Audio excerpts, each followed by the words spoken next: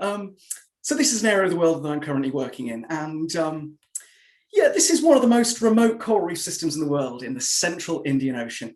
It's about 500 kilometers to the Maldives in the north, about 1,500 kilometers to the Seychelles in the west, and about 3,000 kilometers to Indonesia in the east. And to the south, thousands of kilometers to the next land, the Kerguelen Islands, or I suppose Antarctica, if you miss these. Of course, this very remoteness is something of a double-edged sword. It's far enough from the nearest human settlement for these reefs to remain relatively undisturbed by our direct impacts, but devilishly difficult to get to for field work. Now, the archipelago is located in the British Indian Ocean Territory, and in 2010, it was established as one of the world's largest marine protected areas, or MPAs. It's approximately the size of France, or for any US citizens joining us, the way out there state of California. And for us land-centric beings, this is 640,000 square kilometers of mostly nothingness. And of that huge area, the land masses of the 55 scattered islands and islets that make up a paltry 56 square kilometers, a tiny fraction of this marine protected area. Although with rising seas and inevitable consequence of anthropogenic climate change, I suppose we can expect that value to shrink somewhat more in the future. When it was established, it effectively overnight doubled the area of this global marine protection, which is something else. Now, this is 66,000 square kilometers of shallow reefs, vast deep sea plains and limestone platforms, as well as 86 seamounts and 243 deep sea knolls. Wonderfully, and certainly to my romantic mind, is that much of these waters are uncharted, and I've always reveled in the captain of our research vessel, taking depth readings whenever he has a spare moment to update the continually evolving nautical charts. If we zoom in further, we see a beautiful example of one of the 7 atolls, this being Salomon Atoll in the north, showing the fringing reefs that would have once surrounded an oceanic volcano. And finally, a sea level view of one of the islands, showing the classic palm-fringed white beaches of an apparent paradise.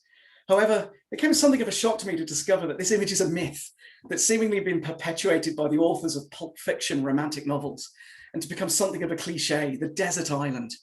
And whilst coconuts can, of course, bob across vast distances of sea to make shore on islands such as these and take root, these trees, and indeed the vast majority of those on the islands of the archipelago, are invasive, deliberately introduced by plantation owners a century or more ago to fuel the world's need at the time for coconut oil. And whilst the trade in coconut oil has long since diminished, we shall see that their legacy continues to be an issue for biodiversity on both the islands and their surrounding waters. Aside from the island of Diego Garcia in the far south of the archipelago, all of these islands have been uninhabited for over half a century now. And so the archipelago presents us with an almost unique opportunity to study the effects of climate change in an ecosystem free of the confounding effects of direct human impacts. Now, the research that you'll see mentioned today would not have been possible without the extraordinarily generous funding of the Bertarelli Foundation. It all began in 2010 when the foundation, along with the UK government, helped to create the Chagos Archipelago MPA. And in 2017, the foundation announced its new program for marine science in the archipelago, the Bertarelli Program in Marine Science. This program builds on a series of expeditions and workshops and strategic plans to create something of a vision for the marine reserve as a global example of science and conservation activities working to support the effective management. And it comprises a team of researchers from all over the world, from institutes as far-flung as Western Australia and San Francisco, and of course, the United Kingdom. Over the duration of this brief talk, I will try and most likely fail to highlight some of the diverse and fantastic ongoing research from an eclectic group of scientists, all of whom are engaged in studying this iconic marine reserve.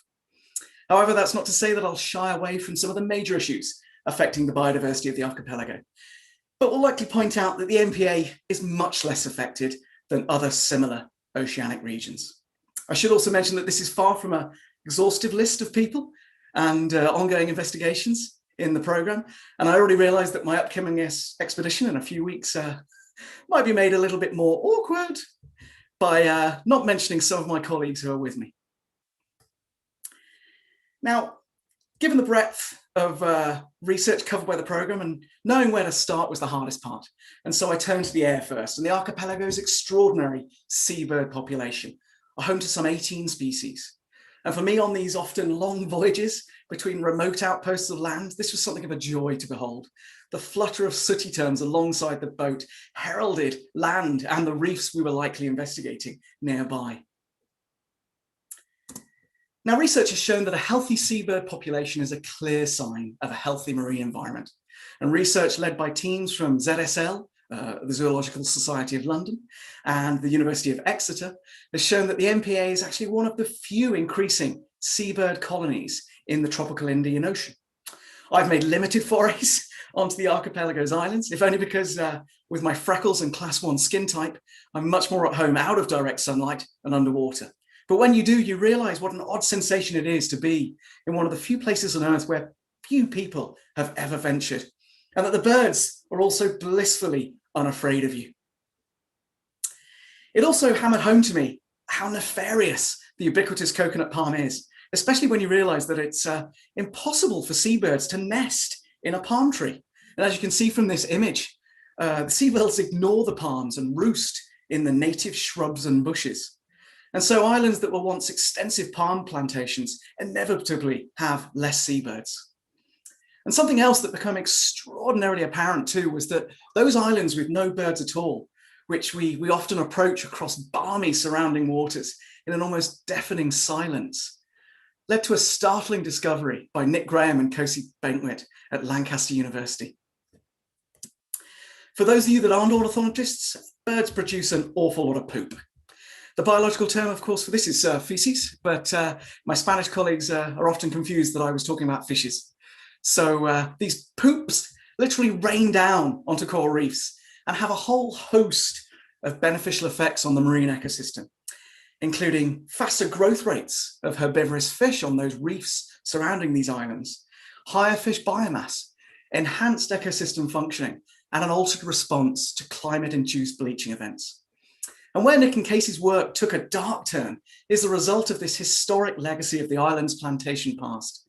Where human beings go, inevitably rats follow, and they seemingly do incredibly well wherever they go, especially in places that have no natural predators. And so those silent islands I mentioned are invariably islands that contain rats, which have exterminated the local bird populations, many of whom nest and roost very close to the ground. Nick and Casey showed that these islands containing rats, and therefore no birds, and therefore no poop, have none of those ecological advantages that I mentioned before to the surrounding reef ecosystem. All of which segues in nicely to some more of Nick Graham's seminal work in this region, and this time the fish of the archipelago. Anecdotally, of all the reefs I've dived on over the world in the last decade or so, I don't think any can hold a candle to the abundance of fish in the water with you, the sheer numbers. And there's over 800 species and counting. And in fact, in a world where overfishing is having catastrophic impacts on marine biodiversity, the no-take MPA of the Chagos Archipelago has as much as 8 times more reef fish biomass than anywhere else in the Indian Ocean. And of course, of all the fish species in the region, none really can be considered quite so commercially valuable as tuna, of which 2 species, the yellowfin and the big eye, predominate in these waters. And with tuna stocks crashing worldwide, but the insatiable hunger for their meat unabated, the MPA offers a safe haven for these populations. David Koenig and colleagues of his at ZSL have actually been investigating these top flight marine predators, and their ongoing research has revealed some important findings. Firstly, that the average size of yellowfin and big eye tuna caught increased following the prohibition of industrial fishing in the region and the establishment of the MPA in 2010. And secondly, that both species are actually caught year-round in the Chagos Archipelago, suggesting that there's a residency here or a behavioral plasticity in the stocks. And again, this bolsters the importance of this marine park in these populations. Of course, no marine talk would be complete without mention of the ocean's food chain nobility, the sharks. And certainly, in my opinion, simply born from my last couple of expeditions to the archipelago, sharks have been increasing in number, so it seems. And in fact, in last year's expedition, every dive was a shark dive, and in some cases, many more than a single shark dive, which again, for a contemporary marine biologist, is a real sign that these reefs are very different to the majority of reefs around the world, where these apex predators might only be spotted once in every 20 dives. This particular shot is actually a grab from video footage of mine, treading water precariously over a drop-off and waiting to be picked up by the surface craft, and looking down beneath to see a shiver of 10 to 15 sharks rise up out of the gloom to investigate me. I know they're only grey reef sharks, but there's something incredibly humbling in the sudden realization that you're effectively useless in your environment. I mean, I'm useless in most environments, but certainly this one more than others. I'm also apparently utterly inept at shark behavior, and thinking that this nurse shark, of which there are a boon are in the archipelago, thinking it was trapped, I actually went to try and pull its head out of this coral bommy, only to startle it, at which point it turned around and slapped me in the face with its tail, which certainly isn't something that happens every day. On the plus side, I did rescue the parrotfish that was cowering in the back of that bommy, and even though fish don't really have emotions, this one definitely looked grateful that I'd saved its life.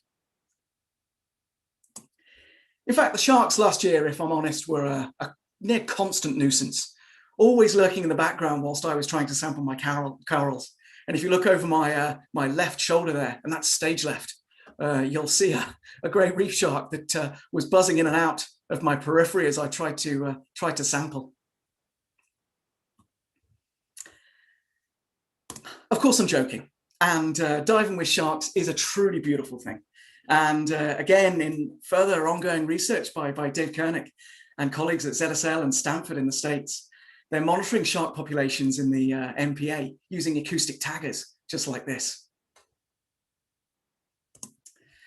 However, this abundance of shark, of course, has not gone unnoticed in the wider fishing community. And so the MPA has become something of a target for illegal fishers since it was created. And whilst images of these illegal harvests such as these are a terrible, terrible thing to see, an optimistic viewpoint, of course, to take is that this is the proof of the abundance of these shark populations in the MPA. And this is likely due to its extraordinarily remote location, much like similarly sharky sites in the South Pacific. Manta rays as well are another one of the sentinel species found in the waters of the archipelago, and in particular found in huge numbers around areas of upwelling, such as Egmont Atoll in the exposed southwestern corner of the MPA. However, recent demand for mobulid gill plates for use in alternative Asian medicines has resulted in catastrophic declines of this species in recent decades, and they're now listed as vulnerable to extinction. However, ongoing research by Joanna Harris and her colleagues at the University of Plymouth is investigating a subpopulation of manta rays which inhabits the archipelago. And like many of the investigations that I've mentioned and will go on to mention in this talk, studies into their behavior are made that much simpler in an area where there is no human influence. Plastics, now not a native species and unfortunately certainly not endemic to the Chagos Archipelago. Somewhat depressingly and something that will come as no great surprise to other biologists who work in regions remote from humankind. There's plastic litter even in this far-flung corner of the world. And given that the title of this talk, I could be forgiven, of course, for ignoring these issues. Of course, there's much less plastic here than we would find closer to human settlements, but it's certainly here. And you could argue potentially seemingly more out of place than places where you might expect to see more of this.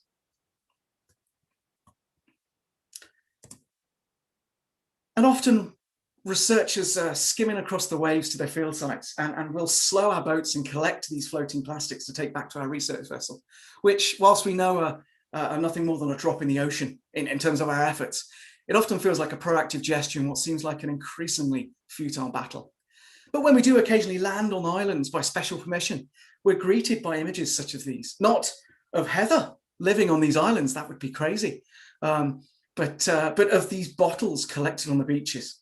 And every year, Heather, who is the fabulous leader of our marine science program, organizes an enthusiastic group of researchers and volunteers in cleanup campaigns to clear as much plastic from the archipelago's beaches as time allows. And certainly when I see a plastic bag floating in the ocean, my mind immediately turns to these animals, the turtles, the nomads of the sea, which often fatally confuse plastic bags with one of their preferred foods, jellyfish. And a recently funded project involving Swansea University and the MPA administration is actually investigating the impacts of macro and microplastics on nesting sea turtles. However, it's a wonderful thing to say that in this particular part of the world, the turtles are doing fine. In fact, more than fine. And work done by Nicole Esteban and her colleagues at Swansea has shown that the Chagos Archipelago is critical for the conservation of the two species found here, green turtles and hawksbills. And in fact, the MPA offers a nesting refuge for up to 20% of green turtles and 40 to 50% of hawksbills in the Indian Ocean.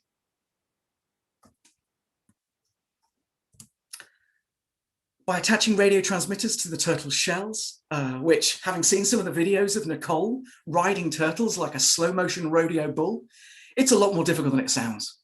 But these studies have revealed that the MPA also acts as a base from which start some extraordinary migrations to the East African coastline. And in fact, one turtle was seen to migrate 5,000 kilometres in 67 days.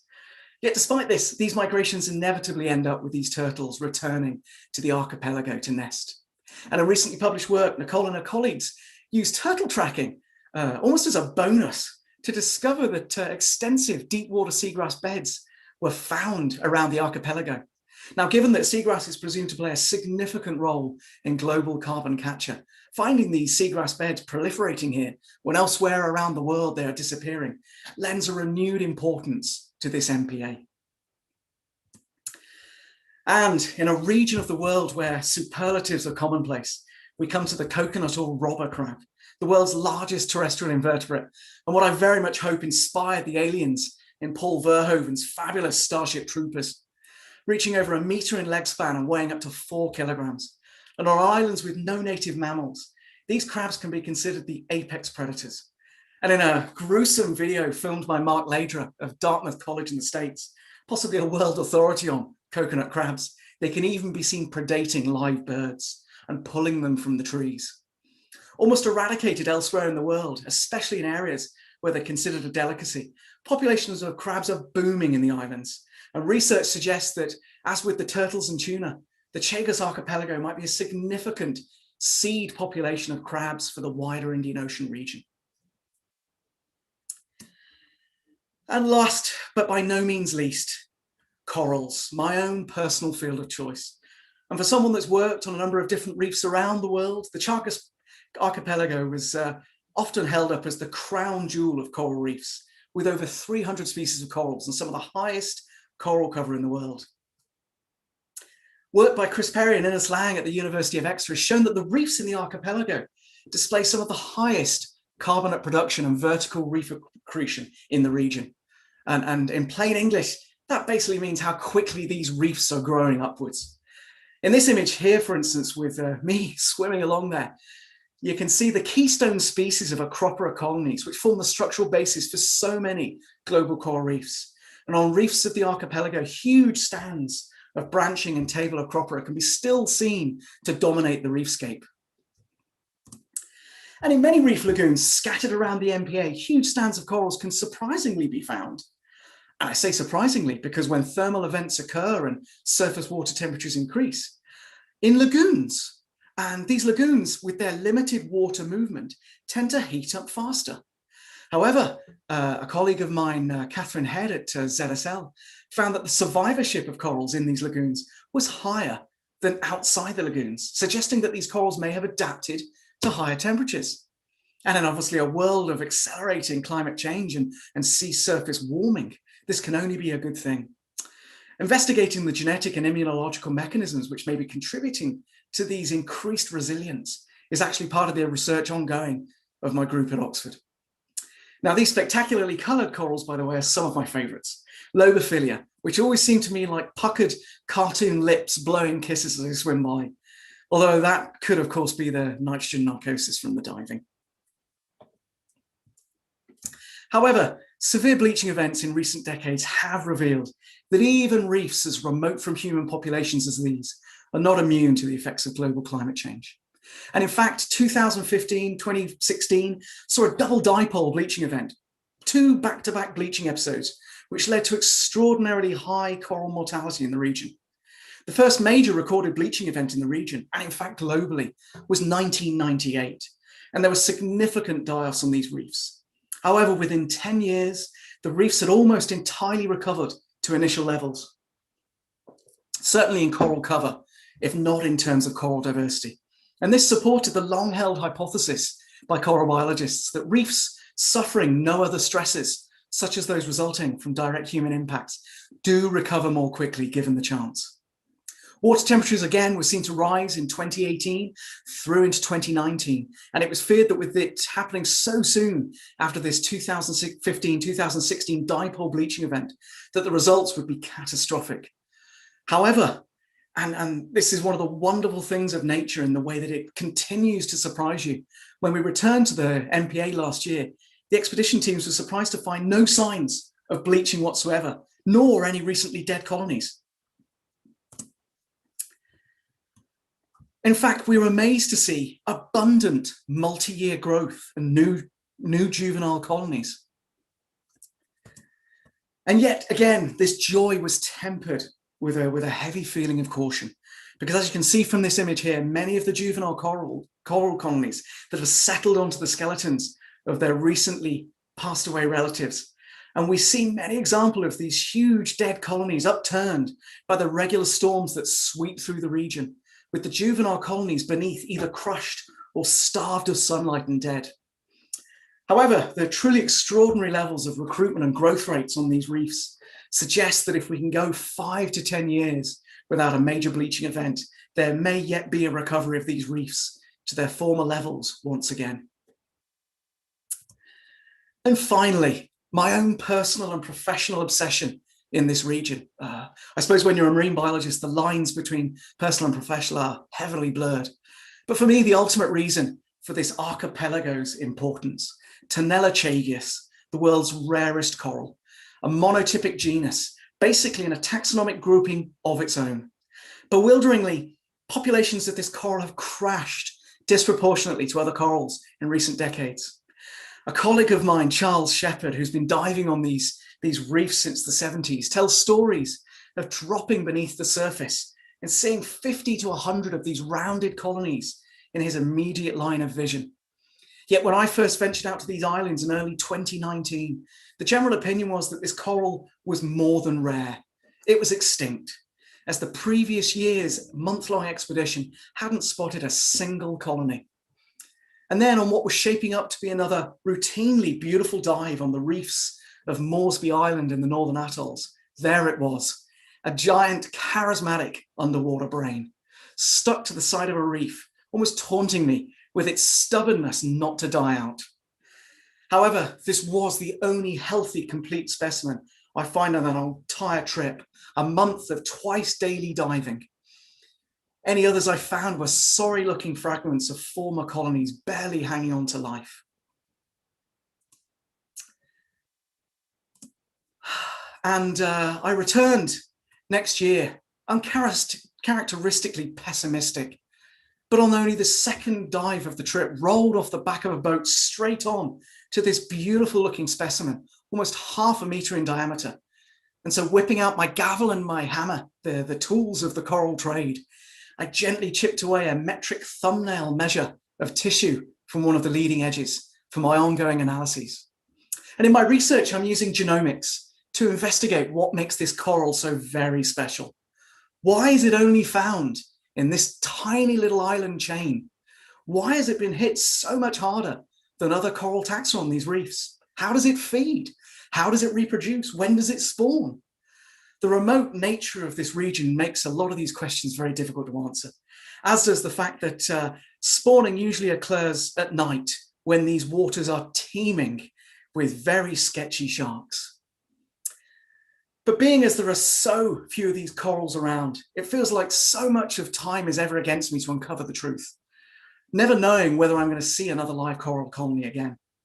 I currently have the sequenced genome of this coral in my possession, and I'm beginning to delve into the recipe for life and try and answer some of these questions. However, in what is a tantalizing glimpse of hope for this species and the archipelago in general on the final year or dive of last year's aborted expedition. In a sheltered lagoon, my colleague Margot Steyer and I were returning to a boat after an hour of surveys and sampling. Tired and low on air, we were at the surface on snorkel, finning back along a reef wall. And there, in the shadows, was a wonderful, darkly coloured Tenella, resplendent in its obvious health. And then further on, 2 more, and then another 3, and altogether some 15 or so full, healthy colonies clustered along this reef wall. It was like stumbling upon an Aladdin's cave of coral treasure, a newly discovered refuge for a once thought to be extinct species. And so, as I prepare to fly out to the Chagos Archipelago once more in a fortnight, I end this talk hoping that further searches of this incredible, unique archipelago, of which it is thought that we've only surveyed less than 3% underwater, will reveal more hidden and indeed hiding populations of this iconic coral. And then we can begin to more fully understand this enigmatic species, and who knows, maybe even save it from the brink of extinction. With that in mind, I'd like to acknowledge a whole host of people and funding agencies and organizations that have made research for all these researchers possible in this extraordinary part of the world. And leave you with that. And I'm happy to take any questions on this work. Excellent. Thank you so much, Bryan, for just highlighting the diversity of species out there and also the amount of collaborations that are obviously happening out there. You have named so many individuals and people researching various aspects of these islands, and it's fantastic to see that there is some recovery in some places that you're seeing. So it's not all doom and gloom out there, which is really great to see. For anyone who's watching and wants to ask a question, then please use that Q&A box at the bottom of the screen, or you can ask a question on YouTube if you're watching on this. We have a question already submitted, and I have a couple of my own. So we're going to start with Ashley's question, which has come in saying, what one thing would help coral survivorship with increasing global temperatures? That's gonna have to try and be snappy as well. Thank you. That's quite literally throwing me to the sharks. That's a really big question, and I don't even know if 2 o'clock tomorrow, if we allowed the seminar to go on that long, would allow me to answer that. I'm not entirely sure. I mean, there's a whole host of strategies that are being pursued at the moment around the world to see if we can actually give corals a fighting chance. There's assisted evolution, there's probiotics, there's manipulations, there's transplants from warmer regions, such as the lagoons, potentially, that I mentioned in the talk, where corals may have become naturally adapted to these warming temperatures. But each of these techniques is fraught with difficulties. Reef restoration, of course, is having something of a swan song at the moment around the world. But if you think that the Great Barrier Reef is almost 2,500 kilometers in length, and a recent study showed trillions of corals being present in the Pacific, and that's just not, it's just not tenable to actually plant those. My honest answer is the only way we're really going to be able to see corals, hold on until the next century is if, we don't follow business as usual in the coming decades, and we do make a concerted effort to ramp down the emissions of the human race. And of course, this is an ongoing thing. And we obviously have COP26 in the UK for the very first time coming up at the end of this year, which will no doubt be addressing so many of these issues. So yeah, Ashley, that's a really big question that I think I may have showed there is probably far too much for me to be able to answer in this brief time. Excellent. Thank you so much, Bryan. We have a variety of other questions, so we're going to work through those. I have one question that I would like to ask myself. I've totally forgotten about the name of that rare coral species that you've just been talking about beautifully the last Tenella few slides. That name, is that at all anywhere in the world that actually being like a captive in a lab? Has anyone been able to successfully absolutely not under? No, absolutely not. It's so there's this in something of almost like a governmental conspiracy. I say that in a kind of almost like an X-Files way. We have these kind of slightly blurry images of corals that were seen actually 1,000 or more kilometers to the west of the archipelago in Seychelles waters back in about 2010 on a remote seamount. But we've got absolutely no idea if this was a random freak chance or whether there is an established population there. And you know, I'm obviously hoping that at some point we might get the opportunity to survey these reefs and see whether there is another population. But the coral is actually, I mean, it doesn't look it from those pictures I give, but extraordinarily brittle. It's not like other corals that are much hardier. I mean, the Parietes corals that are similar in that kind of morphology there are hardy. I mean, they take some oomph to hammer a bit off, but the Tenella is it reminds me of fans of 80s desserts of a layered what was it, a Viennetta ice cream with those little. That's obviously that's a pop culture reference people are going to have to look up, but it has these very kind of fine skeletal layers, and you know, I gently tip away with kind of like a woodworker's gavel, and it crumbles almost into a powder. And so this is one of the reasons we think maybe it's been disproportionately affected by the bleaching events in the territory, we think. But yeah, I mean, you know, one of the things we're looking at the moment is potentially how we might be able to save this coral, how we might be able to mitigate and you know, bring it back from the brink of extinction. But again, you know, the area there is so hard to get to, and being there, for instance, when, I mean, nobody's ever recorded coral spawning in the archipelago. So, you know, these are things that we really want to look to address, I think, in the coming months. Excellent, thank you.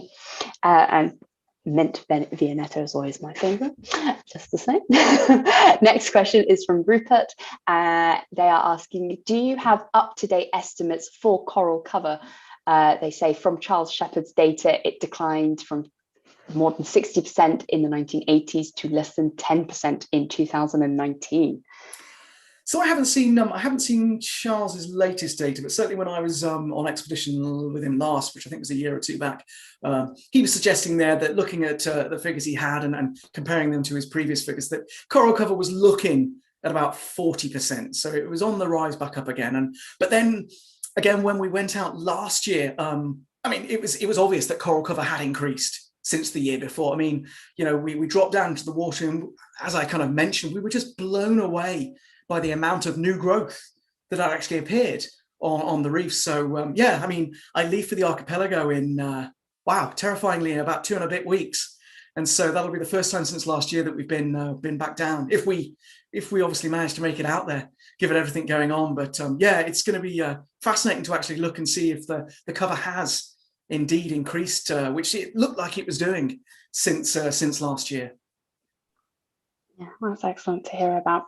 Our next question is from Danielle, asking, how could the resilience of the corals in the warm lagoons of the archipelago be used to boost the coral survival rates in other more blighted reefs? Well, it's not quite as simple as being black and white. And one of the things that affects, I suppose, biology studies all over the world is when you transplant something. And essentially we're taking corals from a region. I mean, the lagoons are very different physically to the battered seaward sides of these reefs. And so it's not as simple a measure, I think, as simply removing these heat-adapted corals from the lagoons and just planting them outside. First and foremost, I should say, of course, that because this is a marine protected area, that is, you know, absolutely prohibited activity. I mean, we're essentially not meant to leave anything more than our footprints, and even our footprints, you know, should be washed away by the next tide that comes in. And so transplant work is something that we haven't even begun to discuss. I mean, of course, it's always there, and we've seen some really promising studies, certainly from places like the Great Barrier Reef, where transplants from kind of the northern Great Barrier Reef, where it is typically warmer, have been moved further south, and they do show kind of signs of survivorship. But yeah, it's, you know, when we look at corals, of course, the coral is not just the animal, it's also the endosymbiotic algae, it's the microbiome, even the viruses that are on top of that. And of course, all of the other little critters, the fish and the shrimp and the crabs and the nudibranchs and everything else that makes that coral colony a holobiont, you know, an entity, a community in itself. But yeah, I mean, again, it's just really, I suppose it's fascinating as a biologist to see that we can see species separated essentially by a mere spit of land. I mean, we're talking tens of meters, which show such variable responses to sea temperatures. And in fact, one of the other things that we're really keen on investigating in certainly my work is that sometimes you'll go down, and I think other researchers around the world may have seen this, but you'll see 3 colonies of the same species lumped together. I mean, what look potentially like clonally independent colonies. And one will be bleached and dead, one will be paled and suffering, and the other one will be utterly healthy. Now these, they look like exactly the same species in exactly the same environmental conditions. But of course, they've exhibited differential responses to bleaching. And so, this is, again, this is an ongoing discovery that we're trying to unravel. Yeah, a very unique opportunity that you have working there. Just the disparity between one little environment, little bit of land, totally different, right next to it. We're going to move on to the next question, also from Danielle, asking, what do you and the Bertarelli Foundation hope to achieve in the Chagos Archipelago over the next 5 to 10 years? Wow, geez, I'm getting some real toughies here. Again, I'm not sure that's my place to say. I think the ongoing remit is essentially to make this area, and I mean, I'm hoping I've made the suggestion already that we've got this extraordinary, diverse and eclectic group of researchers that have been brought together and focus their activities on this one region. And I think, the ongoing mission of the Bertarelli program in marine science is to make this almost a center of excellence for marine biology studies, and to lead the way in an exemplary way of how these studies are connected and feed into each other. With regards to the next 5 to 10 years, wow, I don't know, but I'm sure there are people out there that probably have a better reason than I do. I certainly have my thoughts about where I'd like to be 5 to 10 years from now. It is still in the archipelago, doing my research, hopefully bobbing my head beneath the water and seeing 50 to 100 Tenella colonies around me, like Charles Shepherd used to see in the 70s. But yeah, that's a big question. But thank you anyway. We're going to move on to Cher's question, asking, saying that you mentioned vertical accretion rates being some of the highest at Chagos. Do you think diversity has a positive relationship with this function, or is it largely driven by Weedia acropora? By what acroporal, sorry? Weedia. Oh, Weedia.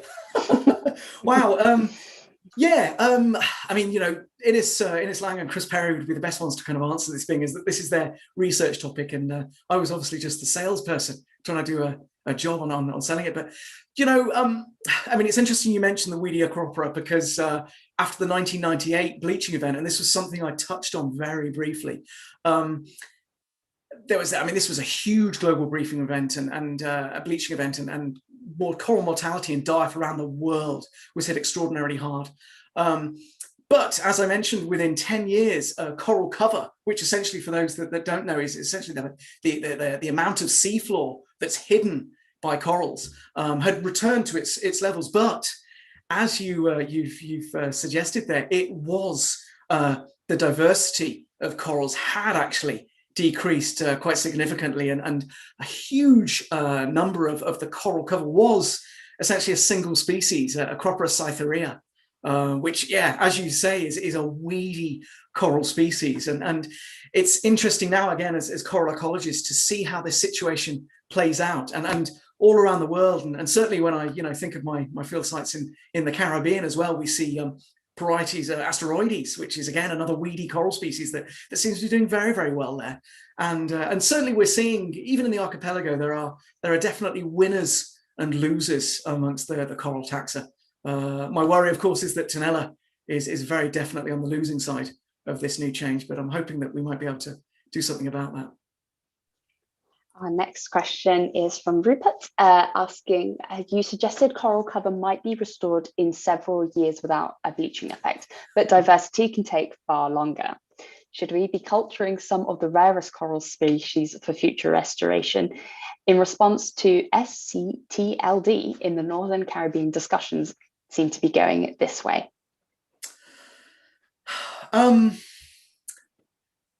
Do you know, yeah, look, there are biobanking procedures going on around the world at the moment. Certainly the Smithsonian Institute has been, has had probably one of the world's foremost biobanking systems in place now for some time. And I think I saw recently that over in Australia, they're beginning to try and, keep as many coral colonies as they can going. And yeah, I can't disagree in principle with the idea of keeping stocks of these corals, and that, I mean, again, there could be a time where potentially I don't know, the planet does return to pre-industrial levels.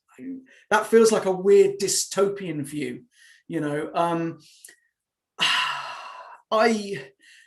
I'm still very much on the fence when it comes to reef restoration. I know that pits me against huge numbers of coral biologists that are doing this work. My feeling is that you can't beat nature at its own game, and we see people kind of restoring coral colonies back into an environment, and this is a wonderful thing. But then, of course, the seawater temperatures continue to rise, and I mean, it's we've obviously seen as well with tree planting, and when we look at actually the levels of mortality of trees that are planted actually growing into adult trees, it's a very small number. I think we should be biobanking corals, whether it's for restoration purposes, I don't know, whether it's for scientific interest. Again, there's people that are better qualified, I suppose, than me to argue that.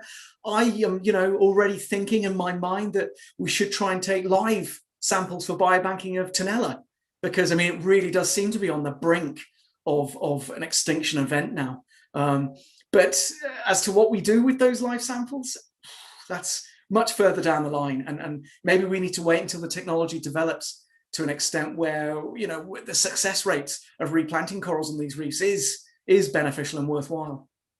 But we're going to move on to another question, which is asking, do you think coral diseases associated with marine viruses or bacteria is a possible cause for why Tenella chagos is extremely rare in addition to bleaching events? Do you know, of course, it could be. It could be. I have, as I mentioned, I've actually got the genome sequenced. I was awarded a research prize by the biotech company QIAGEN to sequence the genome of the world's rarest coral. And as a result of that, I do actually have some microbiome data as well I've been looking into. But and I only have limited samples, of course, because there's limited corals out there to sample from. And there's this massive ethical dilemma when I see these corals, that should I be taking a sample from them? Is that going to be something that, if these corals are stressed, is it going to push them further over? I mentioned I don't know about other coral biologists, but I use a metric thumbnail measurement as the amount of material I take. And I usually take this from the leading edge of these corals. So essentially probably the parts of the coral that might be grazed by things like parrotfish or other grazers anyway. And certainly when I've gone back, that hasn't seemed to have any effect on the physiology or the health of the coral. When I looked into the coral samples I had, which admittedly were all healthy ones, there were no classic signs of any of the usual pathogens, the usual bad guys that we see in these corals. And of course, it is potentially a reason why. But again, a lot of those coral diseases are quite broad host range.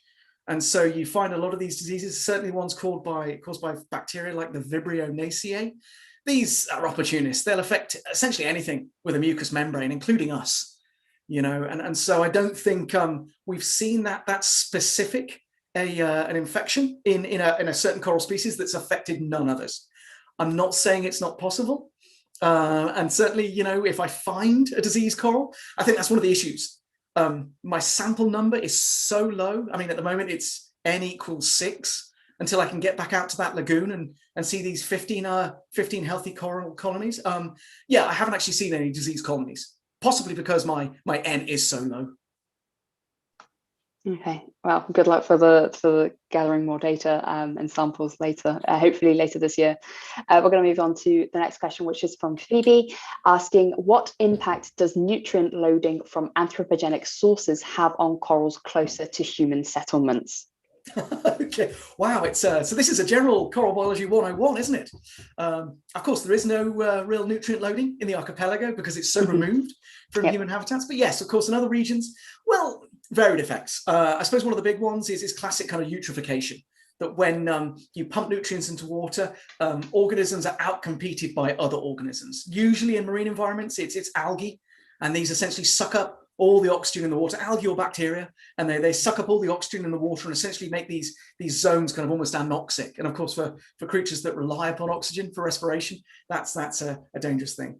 In corals in particular, and certainly, you know, when I was working up in far northern Queensland, when we had the cyclone events that would then bring these huge rainfalls to the northeastern coast, you'd have these massive plumes that go out from the inland waterways, and of course bringing nutrients and soils and sediments down onto the reefs. And in this case, what we'd actually see is that, yeah, I mean, first and foremost, of course, if you have very turbid waters, you have corals which rely upon the sunlight for photosynthesis, and this already puts them at a stressful situation. When sediments settle on corals as well, it stresses the corals, and they have to try and remove that sediment, and that costs energy. Okay, so nutrient loading doesn't really benefit corals, I think, in any way that I can think of. I mean, a classic one, I suppose, that we're seeing all around the world is this kind of phase shift to macroalgae and turf algae. And turf algae, of course, grow very, very well in kind of nutrient loaded conditions. I mean, it's fertilizer essentially for classic green plants, and this stuff can essentially grow over corals and either smother the corals or essentially produce allelochemicals that are toxic to the corals. So again, not something that we see in the archipelago. And on the flip side of that, if there were any turf algae, because we have no fishing in this no-take marine protected area, the levels of herbivory in the archipelago are second to none. You know, if you were a turf alga, I wouldn't rate your chances too highly in living out the day. Excellent. Thank you so much for answering that coral-based question. I'm going to move on to one last question that I can see has come in. So we are scheduled to end around 2 o'clock. So if anyone has any burning questions, please pop it in right now into the Q&A box. The last question that I can see on the screen right now is from Jill, asking, do you or your team also work on pelagic microbiome data? You know, it's have molecular kit will travel. You know, it's, I mean, I think we'll take anything where it's thrown us. But I mean, I personally don't work on pelagic stuff. I have done, you know, I've looked, my God, I think one of my my research highlights was looking at whale shark poo, I think, and looking at the microbiomes there. And harvesting whale shark poo is a lot more difficult than you imagine, given that they produce a 2-meter cigar when they defecate. Yeah, do you know, there are people in the group that certainly people in the marine science program that are working on the microbiomes of pelagic species, and certainly if you ping me a mail, I could certainly put you in touch with those people if you wanted to hear more about that. But you know, microbiomes are microbiomes are microbiomes, and essentially, if you've got a cotton bud, or as the Americans would call it, a Q-tip, you can pretty much sample a microbiome of anything. Great, thank you. And your contact details are on the screen if anyone is wanting to drop you a line. We had a question in from Fiona asking, do you tag the Tenella colonies, and do you know if the 6 individuals are related to each other? And also, how do you measure growth rates? Well, wow. Okay. Good question. First and foremost, good question. A good question because, of course, it's one I've asked myself. And yeah, those Tenella colonies, well, so the ones I discovered in 2019, I did tag, and but then unfortunately, because I didn't get the opportunity to go back to them last year, because this pandemic exploded right when we were out on expedition, and so we had to abort halfway through the expedition because every single bordering country to the Indian Ocean had suddenly closed their borders. And whilst it sounded extraordinarily attractive, there was the suggestion we might be at sea for several months. So yeah, we couldn't get back to those tagged colonies. What was the other question? Growth rate. Essentially, I'd love to bring in some super high tech stuff, but it's generally a ruler, and which we put next to the colony, and we go back to it next year and see if it's progressed along the ruler measurement. I wish it were more complicated than that.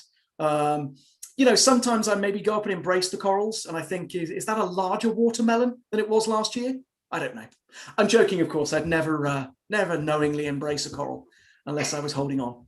What was the final? What was the other question? I didn't get to read it out. You answered Fiona's questions. So yeah, good to hear that just nice traditional methods of measuring growth rates is still in practice. Next question is from Sophie, asking, do you have any ideas or hypotheses about whether there is a reproductive connectivity with any other Indian Ocean coral communities, or do you think that the corals in the Chagos are relatively genetically isolated? Wow, I feel like my computer's been hacked.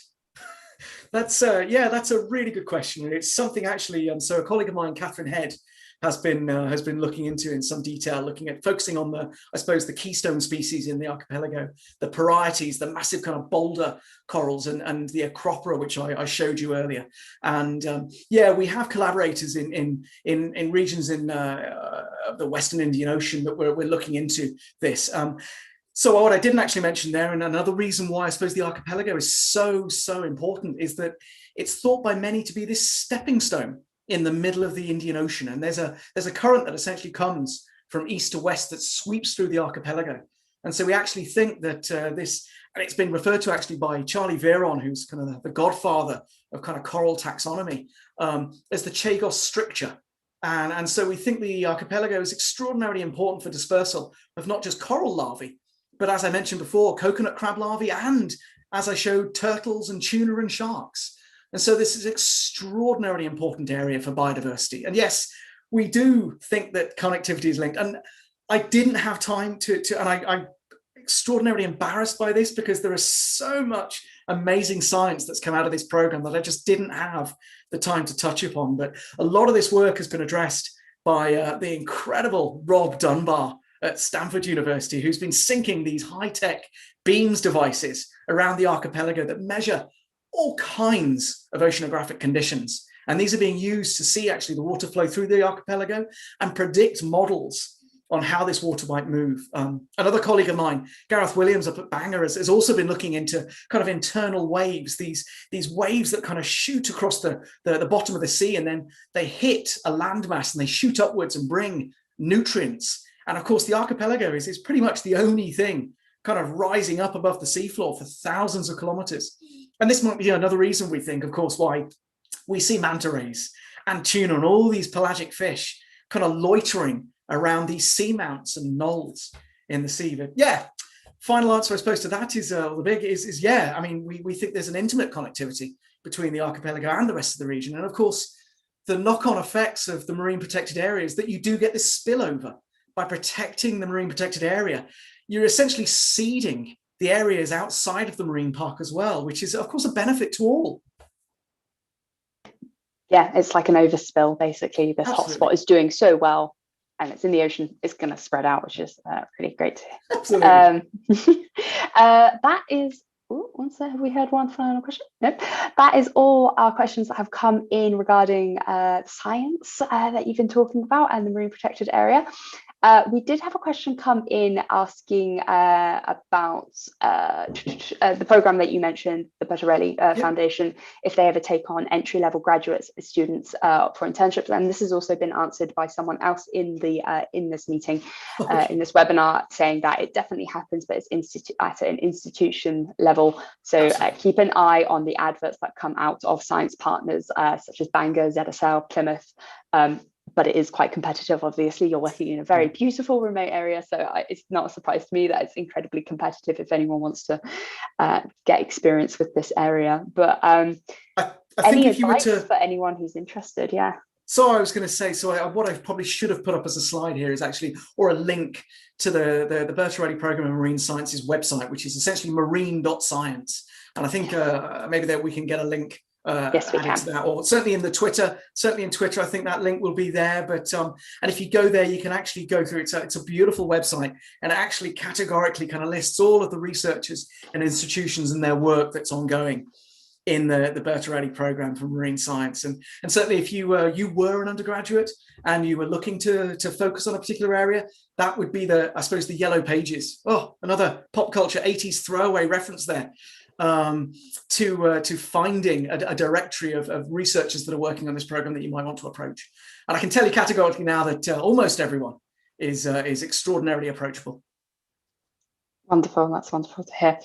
Right. Okay. We haven't had any other questions come in. So that leaves me to say thank you very much, Bryan, for a really engaging talk and answering the many different questions that we received today. If anyone wants to recap on anything that Bryan has said in today's webinar, you're going to be able to find the recording of this webinar on the MASTS YouTube channel later today. And share it with anyone who was unable to join live. And obviously Bryan's contact details are on the screen right now, so if you have any other questions you can drop him a line there. Thank you very much, Bryan, for being today's MASTS webinar speaker. No worries.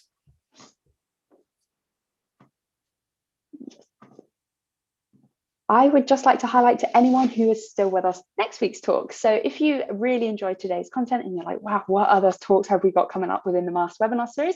This is next week's speaker. She is a PhD student who's just completed an internship with Nature Scott. And yeah, to sign up with the same sign up registration link that you used to join today's talk, but it will also be live streamed onto YouTube if you're unable to join us on Zoom. So check out the MASTS YouTube channel to see the live stream as well. We have many other talks running all the way up until May, so we've got something hopefully for everyone here. So please check out these other webinar speakers and sign up from the MASTS website. So I hope you found today's talk interesting, and I hope to see you again very soon.